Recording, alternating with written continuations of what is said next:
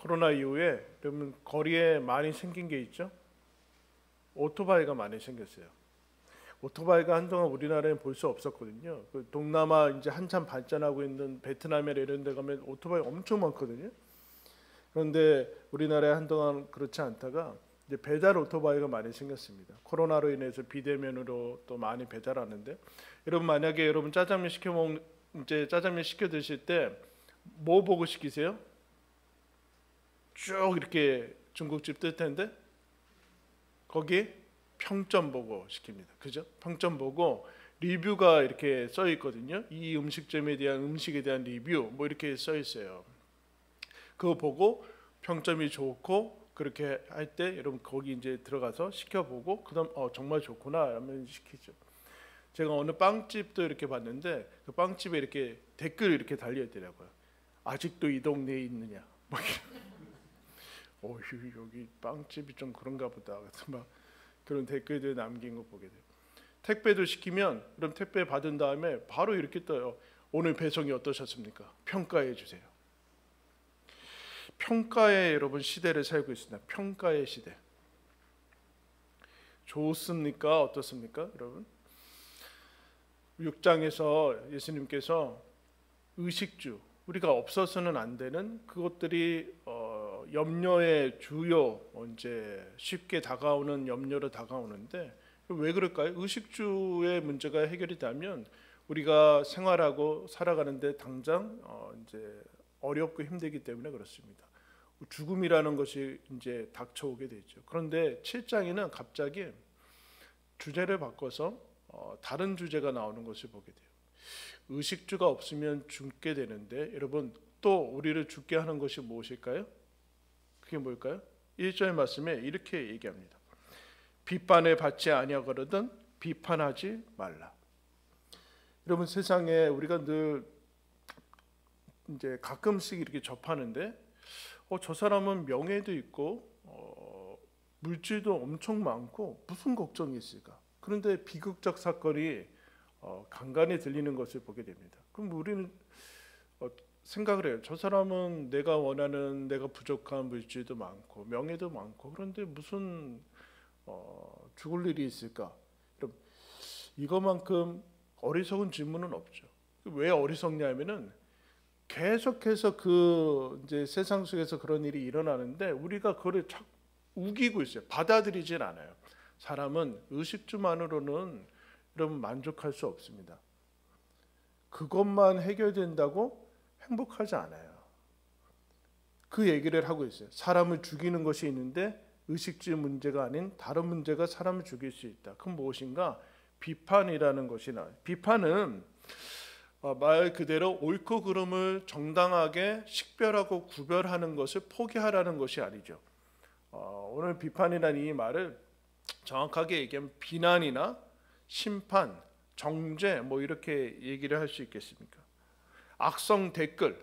우리는 뭐 공인이나 그런 사람들이 아니니까 그렇지만 어쨌든 아까처럼 자기의 분야에 있어서 그냥 업무에 대한 거 그런 부분이 아니라 인격적인 댓글이 담기면 그럼 이거 평생 잊혀지지 않고 가슴에 박히고 계속해서 자기 자신을 괴롭히고 심지어는 좀 살기 어려운 그런 지경까지 그렇게 가는 것을 봅니다. 비난과 정죄와 심판에 대해서 얘기를. 그러면 오늘 주님께서 뭐라고 하시는가? 이런 비판을 받지 않는 법을 뭐라고 그래요? 비판을 받지 아니하거든 비판하지 말라. 먼저 너부터 시작해야 된다. 그 얘기를 하고 있어요. 그래서 2절을 말씀 보시면 너희가 비판하는 그 비판으로 너희가 비판을 받을 것이요 너희가 헤아리는 그 헤아림으로 너희가 헤아림을 받을 것이니라. 우리가 남을 비판할 때의 어떤 착각, 댓글을 남길 때의 착각은 뭐냐면은 나는 여기서 제외될 거라는 착각을 받게 돼요. 나는 이와 같은 상황을 받지 않고 나는 언제나 비판할 때, 그럼 비판하고 여러분 판단할 때 어떤 위치와 그런 상태로 되어야 되냐면은 자기는 절대 흠이 없는 완전자요, 전능자고 자기는 지금 댓글과 그런 평가를 하니까 심판자의 입장을 가져야지만 여러분 이것을 할 수 있어요. 오류죠, 오류. 비판할 때 우리는 나는 여기서 제외되고 여기서 안전하고 나는 흠이 없고 라는 그런 착각을 가지게 돼서 이게 악순환이 일어나게 되는 것을 봅니다. 그래서 어떻게 합니까? 비판은 되도록 신랄하게, 비수르꽃, 아주 냉철하게, 가혹하게 이렇게 하는 게 특징 중에 하나입니다. 근데 여러분 여기에 덧붙이는 이 근거가 뭐예요? 옳다라는 옳다. 마귀에 여러분 두 가지 무기가 있다고 했습니다. 마귀의 첫 번째 무기는 기만, 거짓말이에요. 거짓말이 대표적인 마귀의 그 무기라고 했습니다. 없는 사실 이렇게 퍼뜨리면 그럴듯하게 하면 되는데, 마귀의 두 번째 더 우리를 힘들게 하는 것은 뭐냐면은 사실에 기초한 정죄예요. 기만은 거짓말이라고 해서 이건 뭐 힘든데, 그거보다 더 힘든 건 뭐냐면은 우리한테 다가와서 귀에 뭐라 속삭이는가? 너 그 우리가 범했던 거, 실제 기초를 사실을 해서 그를 참소하고 정죄할 때 여러분 대단히 힘듭니다. 근데 여러분 왜 그래요? 옳다. 이게 팩트다 이렇게 얘기하는데, 옳은 게 전부가 아니라 옳은 것은 반드시 생명으로 나아가야 돼요. 옳은데 사람을 죽인다. 그거는 마귀의 속성을 닮은 것이지 옳은 것은 아니다라고. 옳은 것은 언제나 그 다음에 생명의 열매가 맺혀져야지만 하나님께 속한 옳음이다라. 여러분 예수님이 오르셨는데 죽으셨어요. 그 옳음은 생명을 낳는 것이지 마귀처럼 나는 흠 없고 점 없어 하면서 그렇게 몰아가진 않았다네. 이게 우리가 자꾸 속는 거예요. 나는 옳으니까 괜찮다, 옳은 소리니까 괜찮다, 그러면 안 되고, 옳은 소리인데 그 다음에 살려야 되는 거예요. 그 목적을 잃어버리면, 그래서 이제 이 비난의 무서움은 뭐는가? 비난의 다른 말은 단정하는 거예요. 단정, 즉 심판이죠. 심판은 뭐예요? 그 이후의 가능성과 변화를 이미 끝낸 거예요. 넌 안 돼, 넌 끝이야. 이거 무슨 얘기예요? 이미 앞으로도 수없이 많은 세월이 있고 살아갈 나날이 있는데 이미 여기서 결론을 내려요. 여러분 하나님도 한 인간의 평가할 때 죽기 전에는 평가를 안 내리십니다. 그런데 우리는 이 단정과 심판이라는 것이 들어오면 이제 어떤 하나의 사건, 지금 내가 경험하는 그 모습을 딱 보고 딱 여기서 끝내요. 그 사람의 인생을. 그리고 그 이후의 가능성을 얘기하죠. 이게 여러분 무섭습니다. 가능성에 대해서 얘기하죠. 결론을 지어버리는 거죠. 한번 따라하겠습니다. 모든 것은 메아리로 돌아온다. 내가 비난하면 그는 결국 나한테 메아리로 돌아오게 되어 있어요. 메아리로. 예수님이 그 얘기를 합니다. 여러분 메아리 산에 올라가서 여러분 보통 뭐라고 그래요? 왜 그런지 모르겠어요. 왜 야호만 하는지 모르겠어요. 야호 그러면 요새 불러본 적이 없어가지고, 그러면은 야호 이렇게 들어오죠. 다른 말하면 다르게 들어요. 그 야호 하면데 호야 이렇게 들어오지 않아요. 이제 그대로 돌아오는 것을 여러분 보게 됩니다. 부메랑처럼 돌아오죠. 그러면 여러분 비난을 한번 어떤 사람이 시작하면 비난이 와서 비난이 돌고 이 세상 전체 비난만 가득 차게 되는 이 악순환이 일어나게 되는 것을 너부터 먼저 끊어라. 그 얘기를 여러분 하고 있어요. 부정적인 이 사망의 메아리. 그래서 여러분 온갖 댓글은 진짜 그 언어로, 그 위대한 지성으로, 와 진짜 뭐 댓글은 뭐 엄청나요. 진짜 어떻게 이런 살벌한 말들을 하는가? 진짜 어떻게 하면 한 소리라 사람을 죽일 수 있는가? 그래서 댓글을 안 보는 게 여러분 낫겠죠, 그죠? 안 보는 게 나은데 세상은 그런 것들을 왜 그렇게 해놓은지 모르겠어요. 참여와 그 소통입니까? 소통 아니잖아요. 그냥 뭐 해놓는 거예요. 뭐 어차피 책임지도 익명으로 아이디로 가는 거니까. 근데 세상에 그것들로 가득 차 있어요. 근데 왜 우리가 자꾸 여기에 빠지는가? 우리가 자꾸 심판자라고 생각해서 그래요. 이런 심판자는 하나님밖에는 없어요. 야고보서에서 이렇게 얘기합니다. 형제들아 서로 비방하지 말라. 형제를 비방하는 자나 형제를 판단하는 자는 곧 율법을 비방하고 율법을 판단하는 것이라. 내가 만약 율법을 판단하면 율법의 준행자가 아니요 재판관이로다. 입법자와 재판관은 오직 한 분이시니 능히 구원하기도 하고 멸하시기도 하시느니라. 너는 누구에게 이웃을 판단하느냐. 여러분, 우리가 코로나가 이제 많이 지났어요. 많이 2년 지나서 이제 뭐 어디에서 누가 걸려도 내가 걸리고 우리 가족들이 걸리니까, 그럼 우리 가족이 걸리고 내가 걸리고 바로 이게 나와 상관없는 일이라고 생각했는데 워낙 많은 확진자가 나오니까 그 다음부터 어떤 것들이 생겼어요? 여러분, 초창기에 코로나 생기면 어떻게 했습니까? 보통 세상의 방식은 좌표 찍어서 그냥 죽였어요. 입으로 죽였죠. 정죄하고 저 뭐 왜 어떻게든. 왜 그랬을까요, 여러분? 왜 비난할까요? 왜 여러분 비방하고 단정하고 심판할까요? 불안하기 때문에 그래요. 자기가 불안하기 때문에, 존재의 불안이 있기 때문에 그래요. 내가 불안하니까 어떻게 해서는 이것을 해소해야 되는데 그 쉽게 갈 수 있는 방법이 남을 정죄하고 그러면서 내 위치를 파악하고 더 나아가서 그렇게 되지도 않는데 내 안전을, 내 존재의 안전을 확보할 수 있다라는 착각을 가지게 되죠.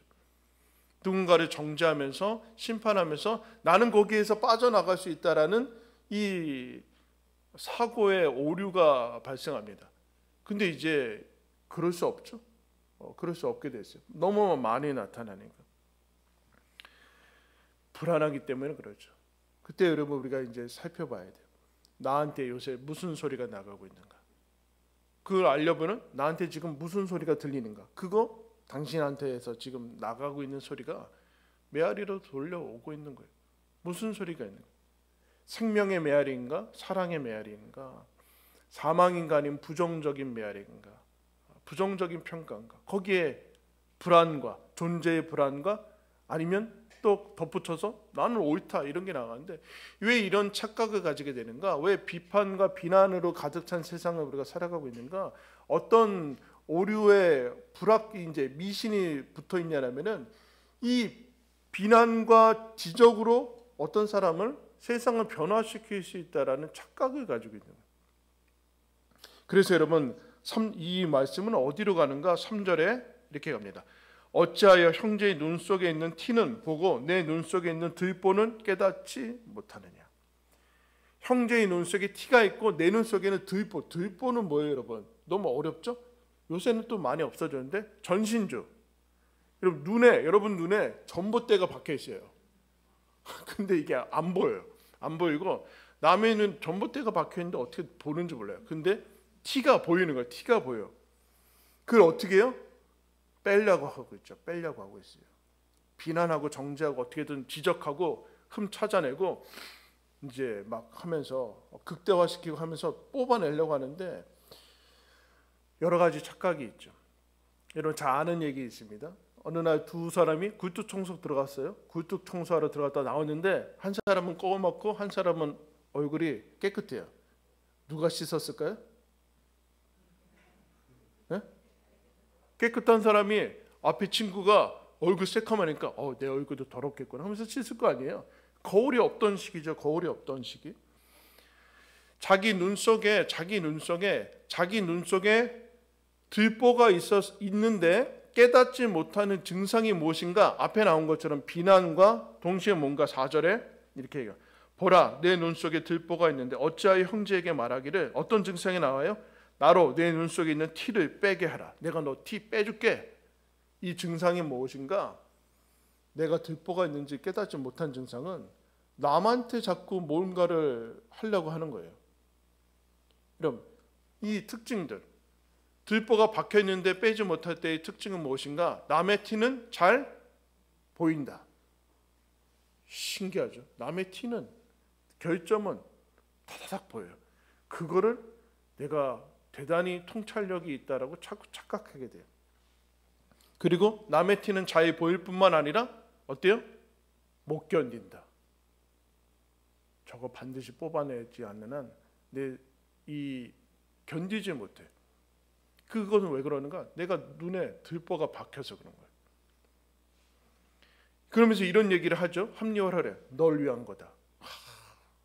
내가 희생하는 거야. 아무나 이런 얘기 해주지 않아. 뭐 그럴 수도 있죠. 여러분 이 본문의 말씀은 그러면 주님께서 니네들은 인생 어차피 혼자야. 혼자서 알아서 사는 거야. 서로 간섭하지 말고 너는 너대로 살고 내비둬. 이렇게 일어나는 얘기예요? 아니죠. 그쪽으로 가면 또 다시 다른 극단으로 가는 그 얘기하는 거 아니에요. 남의 티는 잘 보일 뿐만 아니라 내 들보는 잘 안 보여요. 그리고 보이더라도 자기 들보를 감추기 위해서 남을 지적하는 것으로 그 위기를 모면하려고 하는 위장술로도 사용이 돼요. 내부가 시끄러우면 외부로 시선을 돌려야 되잖아요. 분명한 것은 이렇습니다, 여러분. 사랑이 떨어지면 내 안에 있는 사랑이 떨어지면 티는 이만하게 보여요. 비난도 많아져요. 여러분 사랑의 지수가 올라가면 티는 잘 보이지 않아요. 핑계 대면 안 돼요. 위대한 통찰력이라고 너를 위한 사랑이라고 그렇지 않아요. 사랑이 이렇게 충만했을 때는 그거 안 보였다니까요. 그거 안 보였어요. 그 주님께서 뭐라고 그래요? 이게 무슨 뭐 내가 아주 깨어 있고 이성적이고 뭐 그럼 좋은 게 좋은 거냐 그러면 안 된다. 뭐 그렇게 하지 않고 예수님 뭐라고 하는가? 너한테 이런 사람한테 외식하는 자다. 그래. 위선자다. 그렇게. 핑계 대지 말아라. 사랑이 떨어진 거 아니냐 너. 네 사랑이 떨어지니까 이것도 보이고 저것도 보이고 이것도 마음에 안 들고 저것도 마음에 안 들고 그런 거죠. 어디 가나 다 마찬가지죠. 그럼 여기만 그렇지 않아요. 저쪽 가서도 그러고 저기 가서도 그러고. 처음에는 안 그러지 않았냐. 네 사랑이 변질된 거 아니냐. 사랑이 떨어진 거다. 그때 어떻게 해야 되는가? 서로를 보면 안 되고 거기에서 거울을 찾으려고 하면 안 되고 거울을 봐야 된다. 외식하는 자여 내 눈 속에서 들보를 빼라. 그 후에야 밝히 보고 형제의 눈 속에서 티를 빼래라. 어디 가서 들보를 볼 거예요 도대체 여러분? 어디 가서 나를 비추고 내 눈에는 보이지 않는 이 들보를 뺄 것인가? 여러분 성경 야고보서에서 이렇게 얘기합니다. 누구든지 말씀을 듣고 행하지 아니하면 그는 거울로 자기의 생긴 얼굴을 보는 사람과 같아서 자유롭게 하는 온전한 율법을 들여다보고 있는 자는 듣고 잊어버리는 자가 아니요 실천하는 자니 이 사람은 그 행하는 일에 복을 받으리라. 말씀 행하라는 뜻인데 여기서 한 가지가 얘기가 거울이 있는데 하나님 말씀은 우리가 들여다보고 볼 수 있는 거울이다 이렇게 얘기하고 있어요. 그래서 여러분 성경의 첫 번째 사용법은 무엇인가?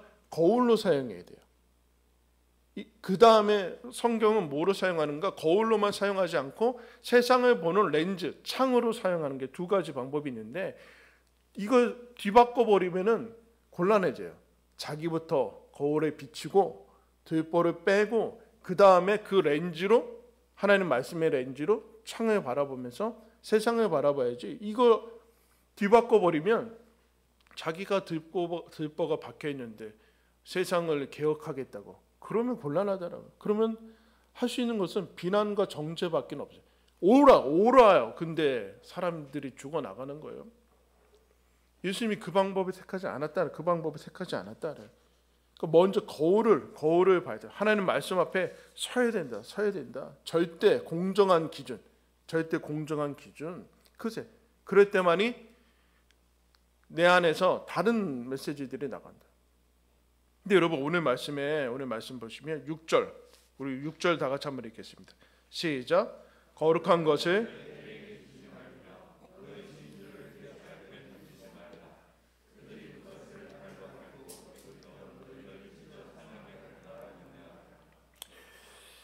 예수님이 아마 이 시대에 우리나라에 오셨으면 그렇게 개 돼지를 예류하지는 않았을 거예요. 그죠? 사람보다 요새 대접을 받는 게 이제 강아지고, 그죠? 그러니까 여러분 이 말씀, 예수님이 어떤 사람에게 대해서 개 돼지라고 표현한 건가? 야, 어차피 저 사람들한테 제대로 뭐 좋은 거 주고 제대로 해줘도 어차피 가치를 모르니까 개 돼지 취급해, 이런 얘기? 아니죠.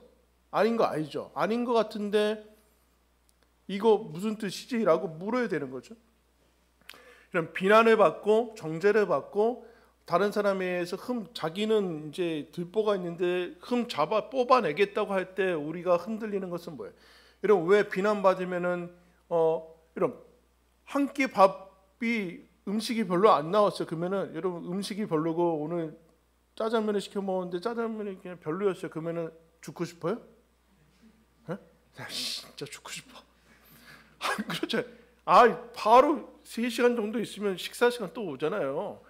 다른 거 뭐 그때 맛있게 먹으면 되잖아요. 근데 여러분, 너는 살아갈 필요가 없다. 나가서 죽어라. 그러면 죽고 싶어요. 3시간 지난다고 이게 해결이 안 된다니까요. 그러면 왜 그럴까요, 여러분? 왜 그럴까요? 사람에게 있어서 자기를 구성하는 중요한 요소가 두 가지가 있는데, 그것은 무엇인가? 정체성하고 자아 정체성하고 내가 누구랑 동일시하는가. 그리고 자아 정체성과 함께 자아 존중감, 다른 말로 자존감이라는 거. 정체성과 자존감. 비난을 들으면 이 정체성하고 자존감이 이제 확고한 사람은 그냥 기분 나쁘고 흘려보내는데, 그렇지 않고 이게 흔들리게 돼요. 저 사람이 나한테 너는 가치가 없어. 난 가치가 없는 사람이구나. 나는 쓸데없는 사람이구나. 넌 잘했어. 그러면 내가 잘했구나. 이게 상대방의 말에 따라서 내 정체성과 자존감이 왔다 갔다 하는 거. 자존감은 뭐예요? 내가 나를 바라보는 시각이죠. 그래서 이렇게 얘기해요, 여러분. 자존감은 조건이 아니다. 조건이 영향을 미칠 수 있지만 그 조건이 아닌 내가 나를 바라보는 관점이 자존감이에요. 근데 이거는 조건하고 아무 상관이 없어요. 조건이 아무리 많아도 내가 나를 그렇게 바라보면 하찮은 거예요. 근데 왜 이게 문제인가? 비난과 여러 가지 것들이 찾아올 때 정체성하고 자존감이 흔들리게 된다. 그러면 6절에 이 말씀은 무엇인가? 저 사람들은 어차피 개돼지야. 나를 몰라. 그러니까 무시하면서 살아. 너 혼자 살아. 아무 간섭도 하지 마. 저 사람 너한테 그런 얘기가 아니라 이런 얘기죠. 진주, 소중한 거죠. 거룩한 거, 소중한 거예요. 근데 우리한테 소중한 거 아까 그 얘기했어요. 정체성하고 자존감이라는 이런 거. 네 삶을 지탱하는 이것들을 이거 열쇠를 왜 남한테 맡기느냐? 남이 너한테 좋은 사람이라고 하면 좋은 사람이고 실패한 사람이라고 하면 실패한 사람이고 그런 인생이 되는 그 열쇠를 왜 남한테 맡기느냐? 너가 누군지 왜 남한테 맡기느냐? 너의 자존감을 왜 남한테 맡겼느냐?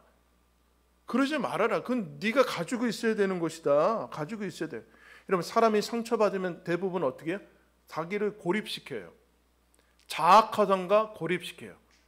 동굴로 흔히 들어가는 거죠. 고립되던가 자학하던가 뭐 그렇게 돼요.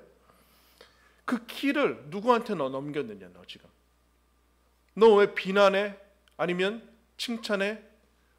당연히 사람은 인정받고 사랑받고자 하는 욕구가 당연히 있는데 거기에 목매는 거는 다른 얘기죠. 목매는 거는 다른 얘기예요. 당연히 사람은 인정받고 좋은 소리를 듣고 싶고 예수님도 비난하지 말아라 라고 하시는 것은 좋은 말 해주라는 얘기 아니에요. 근데 그것을 통해서 왜 네 정체성과 자존감의 키까지 남한테 넘겼느냐. 그럼 어떤 사람은 그래요? 그래, 내가 나를 바라보는 관점이니까. 근데 여러분, 제일 가혹한 세상 살아가면서 여러분 제일 가혹한 심판자는 누구예요? 자기 자신이에요. 이 문제예요. 이게 모든 마음의 병의 그 특징은 그렇대요. 특징을 가진 사람은 마음의 병을 앓고 있는 사람의 그 특징은 그때 전에는 안 그럴 수 있지만 자기를 위로하지 못한대요.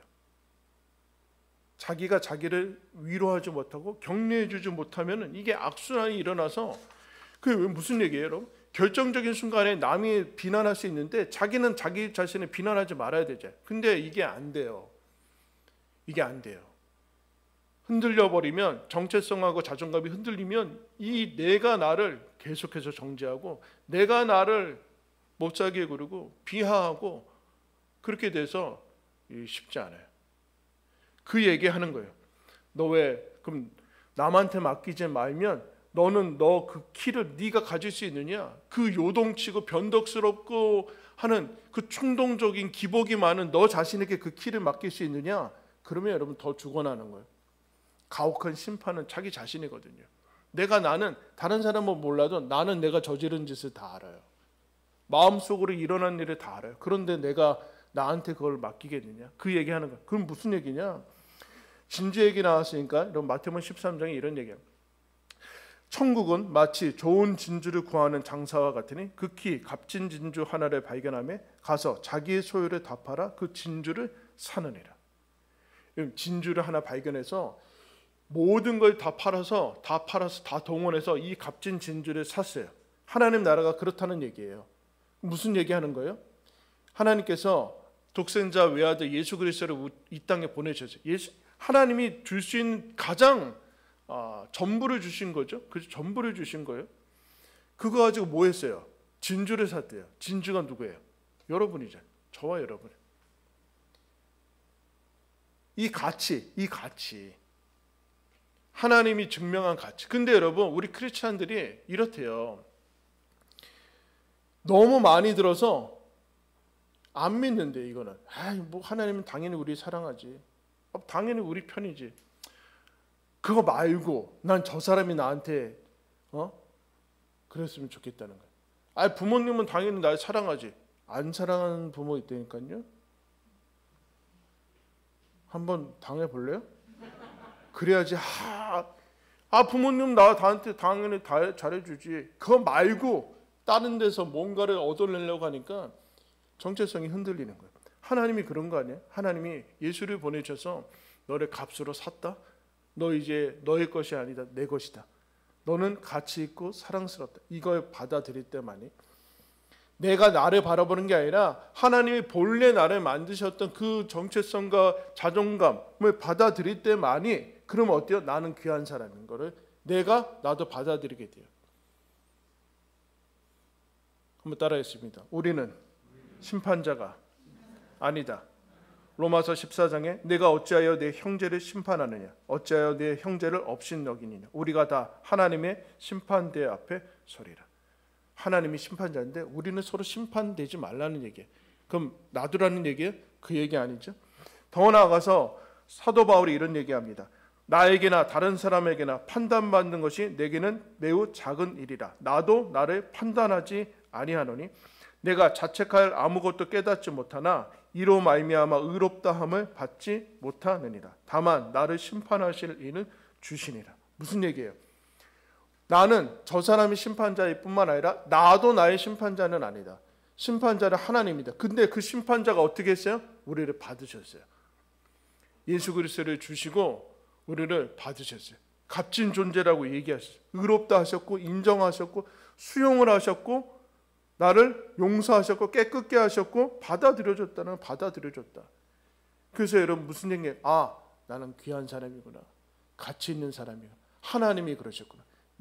나 스스로 봤을 때 믿어지지 않고 세상 사람들도 그것에 덧붙일 때 그때도 하나님은 나는 그러셨으니까 나는 소중한 사람이고 나는 하나님의 자녀구나 라는 것이 될 때만이 믿을 때만이 뭐가 멈춰지게 돼요? 비난이 멈춰지게 되죠. 왜요? 내가 소중한 사람이니까. 내가 소중한 사람 안에서 사랑의 메시지가 생명의 메시지가 가게 되죠. 그때만이 세상이 변화될 수 있겠죠. 내가 변화시키는 게 아니라 내가 그 속부터 그렇게 돼야 된다. 미국의 달라스 윌리아드라는 이제 학자가 있는데 유명한 학자인데 이미 돌아가셨는데 존 오트버그라는 목사님이 그분을 스승으로 삼아서 이제 찾아서 그런 걸 묻습니다. 목회를 하니까 박사님, 우리 성도들의 영적 성장을 위해서 어떻게 해야 됩니까? 제가 뭘 어떻게 해야 됩니까? 그의 답은 무슨 책을 읽던가 무슨 프로그램을 하던가 뭐 교회를 어떻게 하던가 운영을 하던가 뭐 이런 대답이 나오지 않는데 그분이 그런 얘기를 합니다. 하나님과 함께하는 일상생활 속에서 깊은 자족과 기쁨과 확신을 경험하도록 당신의 삶을 조정하십시오. 하나님과 함께하는 일상생활 속에서 깊은 자족과 만족과 확신을 경험하도록 당신의 삶을 조정하십시오. 무슨 얘기인가? 그래서 덧붙여요. 당신이 교회에 내놓을 수 있는 가장 큰 선물은 당신 자신입니다. 당신이 하나님과 동행하면서 살아가는 그 모습이 기쁠 때만이 선한 것들이 나온다는 그 얘기죠. 마찬가지로 여러분이 가정에서 내놓을 수 있는 가장 큰 선물은 여러분 자신입니다. 하나님하고 동행하면서 주어지는 기쁨과 만족과 확신 속에서 생활할 때 당연히 여러분에게서 선한 메아리가 나갈 테고, 잔소리가 아니라, 사망의 메시지가 아니라, 흠과 티가 보이는 게 아니라, 그렇게 나갈 때만이 하나님께서 역사하시겠죠. 그 얘기를 여러분 하는 거예요. 여러분 비난받고 싶습니까? 사랑받고 싶습니까? 사랑받고 싶으시죠. 그럼 비난하는 것을 멈추고 사랑을 해야 돼요. 사랑받고 싶고 응원해주고 지켜봐주고 하는 것이 어떻게 되는가? 나 존재로 하나님께서 사랑하시고 나 존재 자체로 사랑하신 하나님 그 사랑에 충만할 때만이 우리를 스스로를 바라보고 그 사랑과 응원에 힘입어서 주변의 사람에게 사랑의 메시지가 나아가고, 그로 말미암아 나 자신을 하나님께서 초대하시는 그 거룩하고 또 성숙한 모습으로 변화시켜 나가는 거, 그것이 저와 여러분이 하나님의 나라와 의를 구하는 그 실제의 초대입니다. 이거 기억하시고 하나님 앞에서 내가 얼마나 소중하고 귀한 사람인지 기억하시고 더 아름답게 변화시켜 나가시고 생명의 사랑의 메아리를 통해서 이 땅과 내 주변을 가득 채워 나가시기를 예수님의 이름으로 축원합니다. 기도하겠습니다. 하나님 아버지, 우리는 사람들의 평가와 그리고 비난과 마음이 흔들리고 아프고 때로는 많이 힘듭니다. 더 나아가 하나님 나 자신의 그 모습 속에 내가 나를 바라볼 때 한심하고 못나고 하나님 요동치는 나의 모습을 봅니다. 주님, 이미 나의 심판자이신 주님께서 나를 사랑하시고 하나님의 자녀여 사랑하고 이 세상 무엇과도 바꿀 수 없는 가치 있고 존귀 있는 사람이라고 말씀하셨으니 그것을 받아들입니다. 그것을 믿습니다. 거기에서부터 시작하게 하여 주옵소서. 하나님과 동행하며 기쁨과 확신과 충만한 은혜로 충만하여서 내 속에서 나가는 그 말이 생명과 사랑의 메아리가 되고 나 자신 또한 하나님께서 초대하신 그 귀한 모습으로 더욱더 변화시켜 나가는 그 은혜를 누리게 하여 주옵소서. 예수 그리스도의 이름으로 기도드리옵나이다. 아멘. 우리 함께 우리 말씀 기억하며 찬양하겠습니다.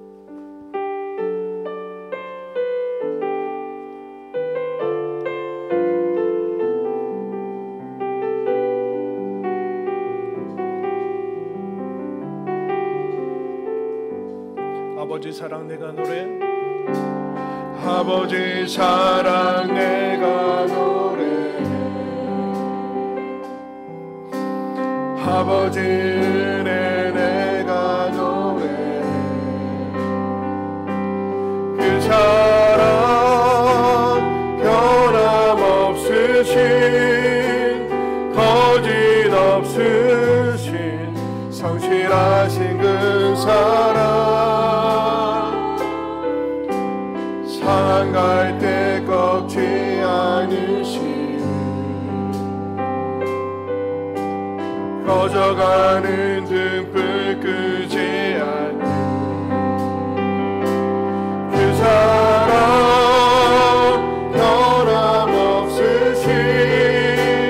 거짓 없으신 성실하신 그 사랑,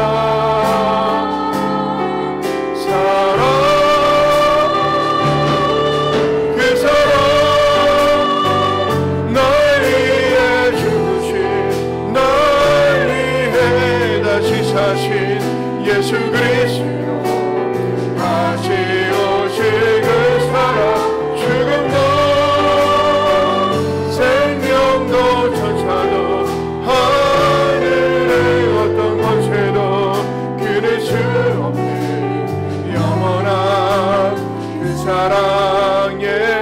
사랑, 그 사랑, 널 위해 주신, 널 위해 다시 사신 예수 그리스도, 다시 오실 그 사랑, 죽음도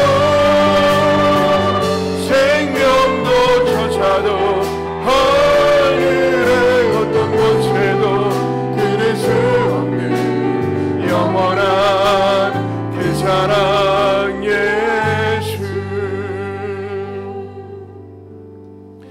이제는 우리 주님 예수 그리스도의 은혜와 하나님 아버지의 사랑과 성령의 교통하심이 내가 얼마나 하나님 안에서 소중하고 귀한 존재인지 깨닫고 주께서 주시는 기쁨과 사랑과 충만함으로 사랑과 생명의 메아리를 던지며 나 자신을 귀하게 변화시켜 나가기를 원하는 여기 머리 숙인 메시지교회 모든 성도들과 그들의 가정과 생업과 자녀들과 우리 메시지교회 가운데 이 나라 민족 가운데 지금부터 영원토록 함께 하시기를 간절히 축원하옵나이다. 아멘.